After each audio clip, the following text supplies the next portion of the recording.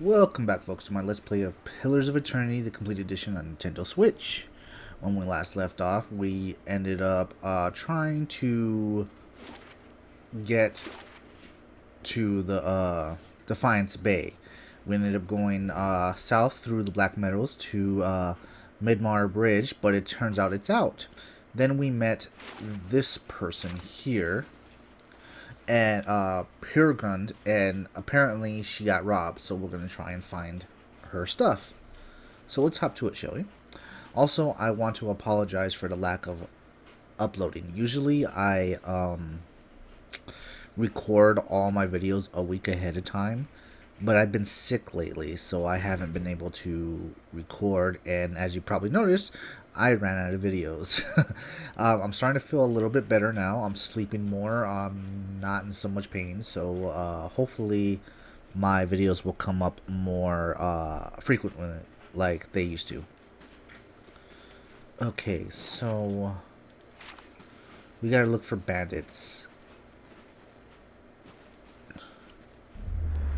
Oh, this is to reach into their soul to look at their past life. I've been skipping that because a lot of it is just not important.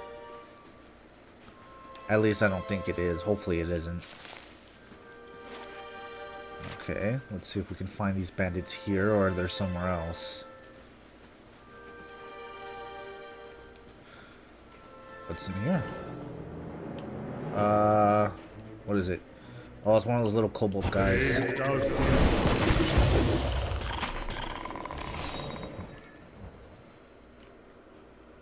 Sorry, I forgot to mute the TV.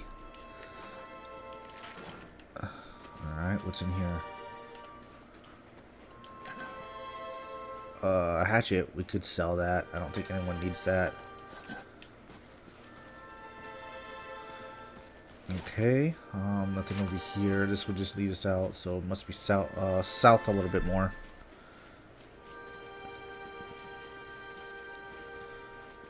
Unless the bandits are not here, they're somewhere else. Which means we'll just have to find them organically, as they say. Hopefully they're here, though. And actually, we might have found them. Looter, yep. Well, these guys are not going to be able to do much to us.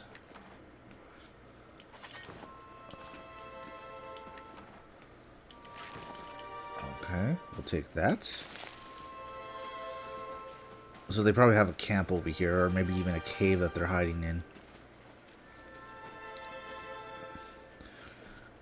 Gathered around the soggy timbers of the shipwreck, men and women picked through the driftwood, snatching muddy silverware and muddy clothes, chipped pottery, and anything else they could spot amongst the drifts. All eyes turned to you as you approach. The group trade nervous stares at you until, at last, a woman in muddy clothes steps forward and speaks. "Where are Berthel and Terran?" she asks. "They were just up the path, and we heard fighting." Her eyes narrow, and her hand moves towards a knife on her belt as she anticipates your reply. "They attacked us. It was a matter of self-defense." "You killed them!" You see Hadwin's eyes tear up before she buries her face in her hands. The men and women around her take a step back, eyeing you cautiously. Hadwin looks up and wipes her eyes. "You speak of self-defense. We are defending ourselves from the storm." Her voice raises and her face grows flushed with emotion. "The floods took our entire farm. We have nothing left. Nothing.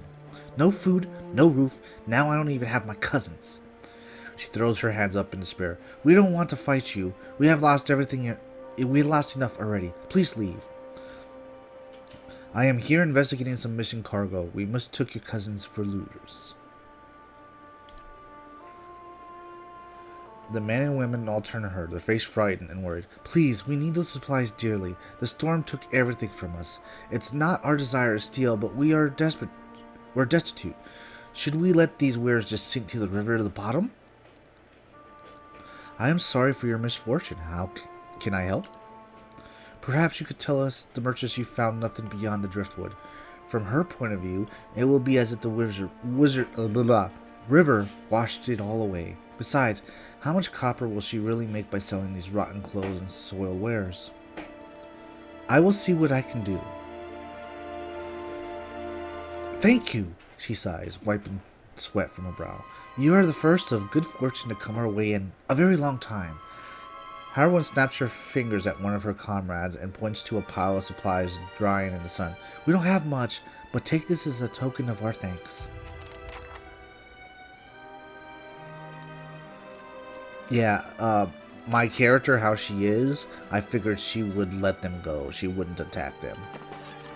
There's nothing in here. Hopefully this doesn't screw up much. It shouldn't, but we'll see.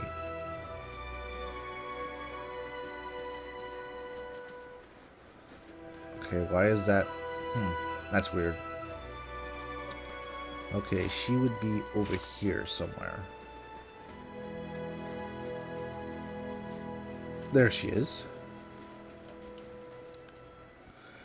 Peregrine bounces on her feet as you approach. My helpful strangers return. Have you managed to find anything yet?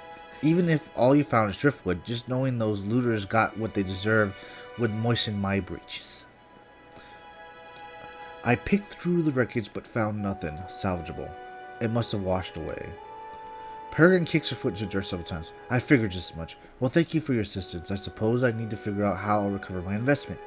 As her foot stops kicking, she lets out a sigh. Thank you for trying.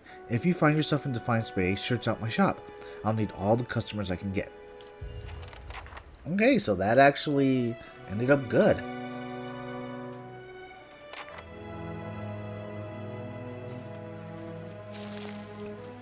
Would have been interesting to see what happened if we would have killed the looters and brought it all back. That over there? That'd be the easy way to get to Defiance Bay. Before the floods, anyway. Okay, so we're gonna have to go around.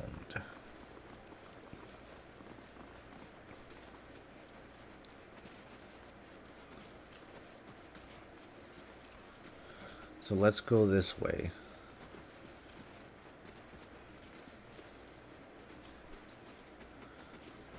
Yes, this way. No, we gotta go back here and go to the east gate, I believe. Yes, the east gate.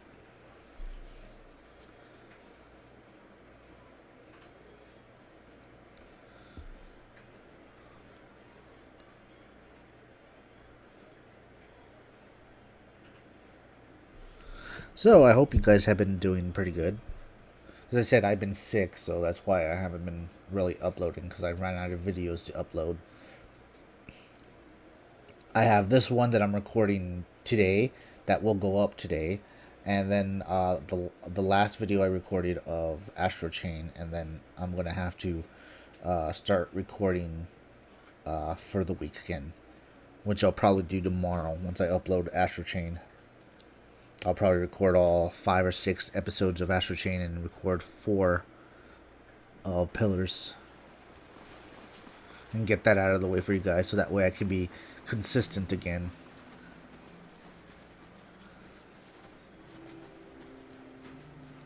I'm sad that they haven't fixed the bug where you have to where you can't upgrade the keep, which is a shame.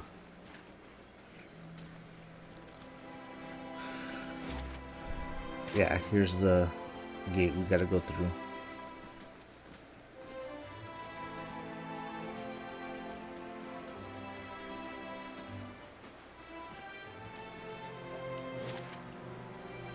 So yeah, and then we go for the wooden planes, and then we go to the Edelwand Bridge, and then that's how we get to Defiance Bay. Instead of going the other way, we have to go all the way around.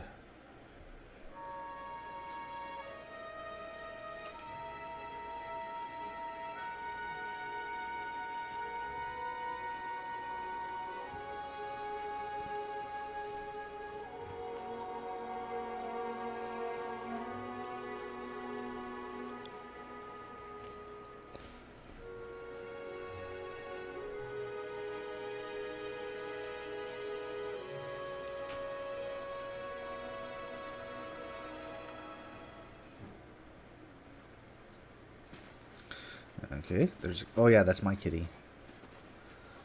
That's the undead kitty that I took. Alright.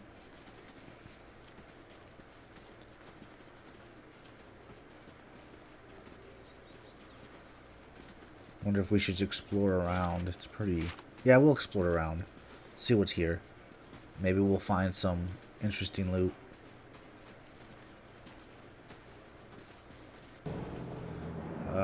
Is that a... Yeah, it's a troll. Oh, crap. Uh-oh.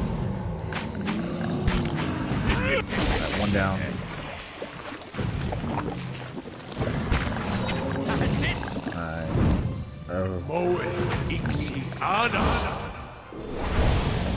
Alright, so far so good. Alright. Come on, guys, we can do it. Alright, Primordial, get rid of that.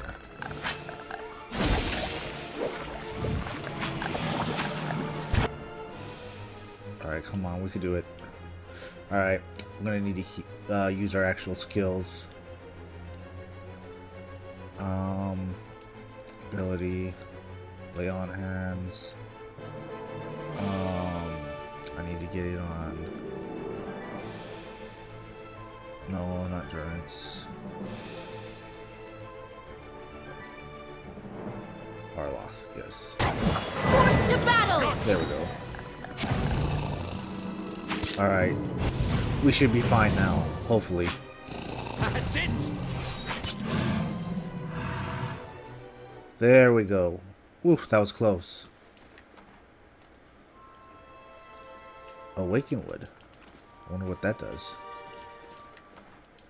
We better camp out. We only got 3 camp. So we're going to have to buy some more once we get to Defiance Bay.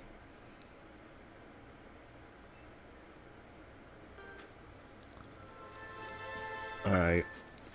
We should be fine now.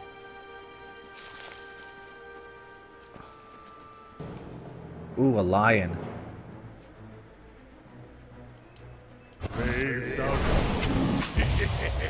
So we made short work of that lion.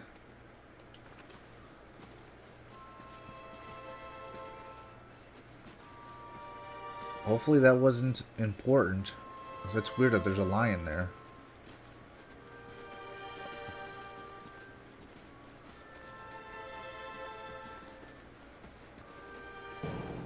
Oh. It's a whole pride of lions. Holy crap. Alright. Navaru, be on seek. We should be able to take them out pretty easily, hopefully. Yeah, it looks like we'll be able to make short work of them.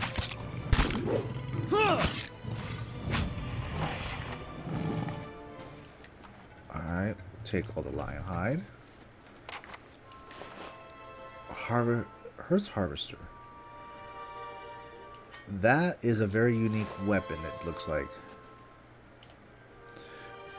Waves are roughly chiseled into stone. They grasp on Orandra's beloved moon like a curling fingers.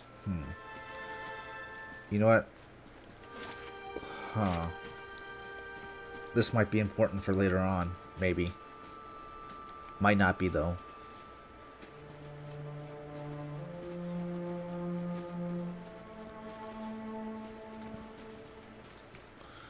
Alright, let's go south.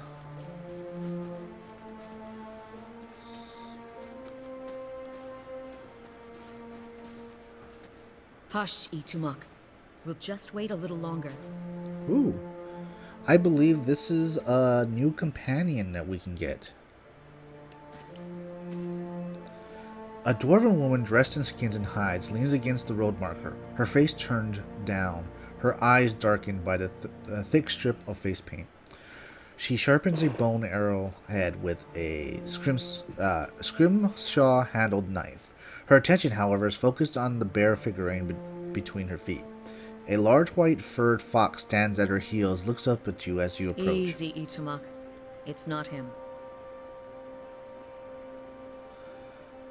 This outfit may not be flattering, but I'm definitely not him. Actually, I'm just going to say, who are you waiting for? Short version? I'm looking for a very, very old friend. I'm not sure what skin he's wearing now, but I'll know him when I see him. Standing around here is probably not the most productive thing you can do. Your friend is supposed to meet you here. Can I help you find him? Your friend is supposed to meet you here? That's what I heard. Of course, the man who told me so was carrying a staff he claimed was made from dragon bone, but I know Whitewood when I see it. That should have been my first clue, but I had to try something. Try something? What exactly are you talking about? The long version. Here we go. I'm from an island to the far south called Nasitok. I came here looking for a village elder, a man we knew as Persok. I'm a hunter back home, so tracking someone wouldn't normally be a problem. But Persok's trail is cold, to say the least. Why can't you find him? There can't be that many of your people in the Direwood. How long have you been looking for Persok? He died when I was still a young girl. Forgot to mention that part, did I? I'm looking for his latest reincarnation, which could be anyone. How long have you been looking for Persok? Her painted brow lowers, and her compact, muscular frame sags for just an instant. 5 years. So you've been searching for 5 years for a stranger you barely remember, who could be anyone now. That about sums it up.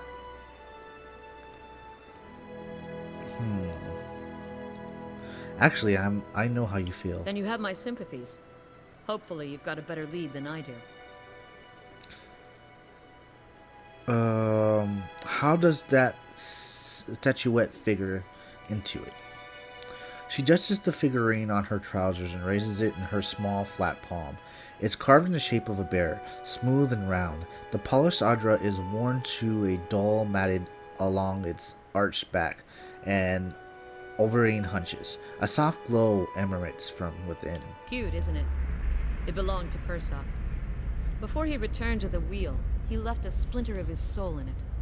Something to help us find him later. So we can actually look into the soul. As she holds it out to you, you feel a whisper of sensation. Not quite memories, but traces of someone. When I left Nasitok, it was completely dark inside. But as I've gotten closer to Persok, it's glowed steadily brighter. Since I've reached the Deerwood, however, it's gotten hard to read. Some days it flickers and goes dark. Others it shines nice and bright.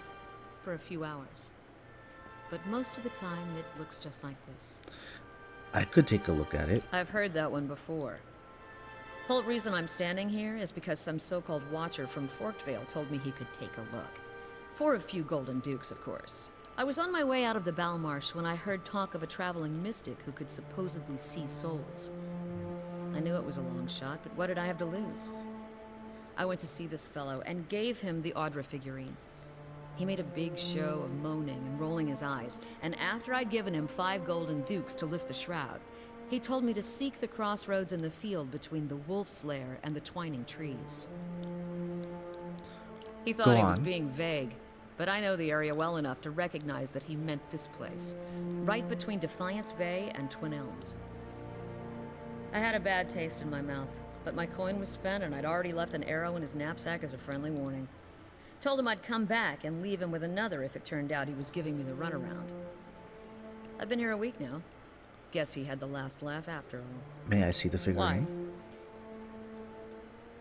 Why? I just want a better look Fine. at it. But if you try to run, just remember that my arrows are faster. She hands you the figurine, her clasped knuckles grazing your hand. She watches you examine it, wary but cautious. As you raise the Yadra bear, turning it into light, as your eyes catch a tiny glittering scratch, the scenery around you melts away. You're standing on a cliff overlooking the water, seeing through the eyes that aren't your own.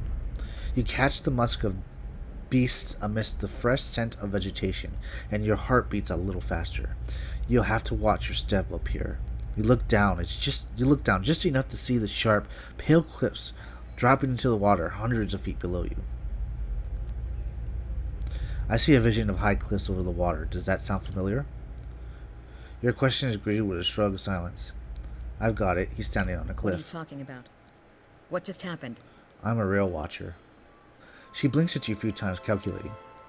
If you'd seen the way she stares at dead things, you'd know she's serious. You realize I've got no coin to give you, even if I did believe you. come with me. I got other business in the area, and we can look for Prescott on the way.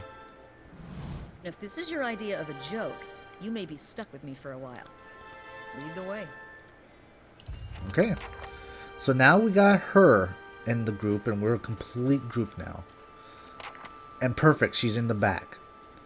Alright. Now she wants to talk. So we'll do that real quick. Sangi draws up beside you, her fox following on her heels, and takes a seat next to you. Even if you are putting one over on me, it's nice to have a hunting party again. Sounds like you've been gone from home a long time. 5 years for me. Must be 30-something for Ichimak. What an adventure. It certainly started out that way. It's been a long hunt. A long time away from my family. Before, I'd crossed the tundra of Nasitok following caribou herds. I didn't want to leave Kalu and our children, but I was eager to visit lands my people rarely do. But 5 years without finding him. It's like 2 hours of necking. I'm ready to be done with it. Why do you have to find Prescott? Soul recovery is an old village tradition. We call it the Tarnek Ilitsak. Once in a generation, we seek the soul of a much respected and long dead village elder. We tell him what's changed in the village, how people remember him. The only other Tarnek Ilitsak during my lifetime happened when I was a girl, not long after Persak died. We feasted on blubber and fermented milk for a week, and we honored the chosen huntress as a hero. Then she left, and we returned to our duties. We still sang her name to the skies during festival season, but we otherwise didn't speak of her. I'm sure your village still remembers you, Senpai. You're kind to say so, but I'm not so fragile that I need my name chanted in the meeting halls. It's not being forgotten by my village that troubles me. But sometimes I wonder how my husband and children remember me, if they think of me often. Of course they do. They must. I would like to believe it, and yet sometimes days go by, and I realize that they have not crossed my thoughts. Such days are rare, but they happen. She looks away, tugging at the strap of her quiver. It's changed me to think of it, but more than that, it scares me. Still, there's no point in dwelling on it. More often I find myself wondering whether Persak will remember us. You claim to see souls. What do you think? Do you remember your past lives? Yes, in fragments. She leans a hair breath closer. Really? What's that like?